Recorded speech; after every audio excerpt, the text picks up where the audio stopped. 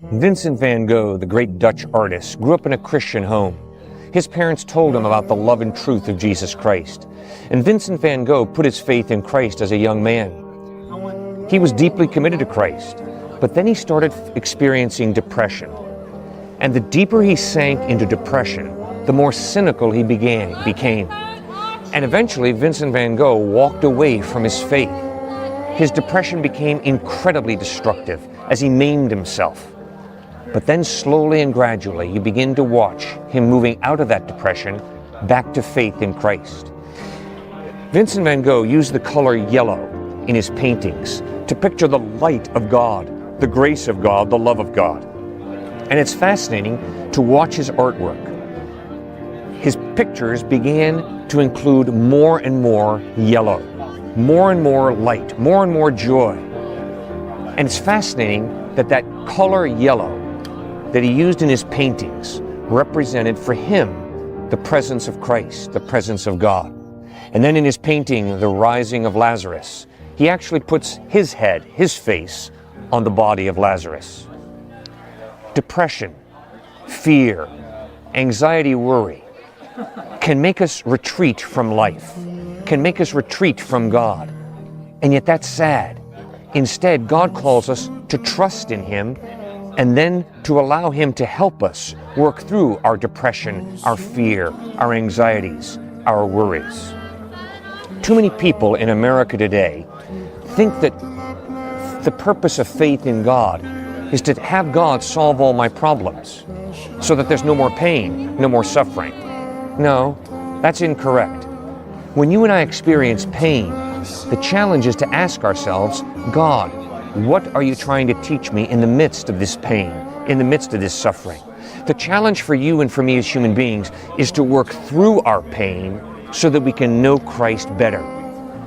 In Philippians chapter 3, verse 10, the Apostle Paul writes, I want to know Christ and the power of His resurrection and the fellowship of sharing in His sufferings. The fellowship of sharing in His sufferings. Do you understand? The all-powerful, eternal God humbled Himself, became a human being, and suffered. Jesus experienced pain.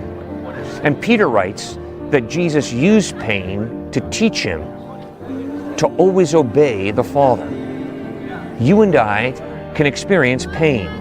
And when we experience pain, the challenge is, are we going to allow pain to wake us up to the deeper issues of life, or are we going to allow pain to drive us into depression, into bitterness, into anger, into resentment against God, into disappointment with God?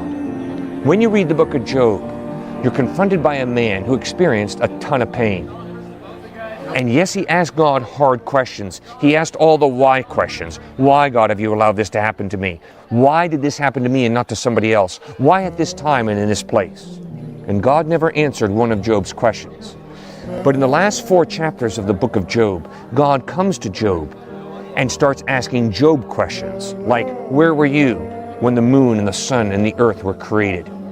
And God gives Job a bigger vision of reality. God helps Job see how small we human beings are, how big God is. And if we think that we're going to be able to wrap our minds around all the difficult questions and have good solid answers, we are naive. There's a tremendous mystery to life, but God has given us minds so that we can begin to understand reality. Also, God gave Job a deep sense of His presence, His witness. And that, friends, is the best way to deal with pain, to embrace the presence of God and to allow God to go with us through our pain. That is exactly what Mother Teresa did. She was a woman of deep faith, but she also struggled with depression. She also struggled with the hiddenness of God, with the silence of God. But she held on to Christ. She kept on doing what she knew was right to help the poor in Calcutta, India, and elsewhere. And as she continued to honor Christ with her life, she grew in faith. No, she did not always have overwhelming spiritual experiences. In fact, she struggled with real loneliness and real depression. But she held on to Christ, and she allowed pain to be a teacher instead of a discourager.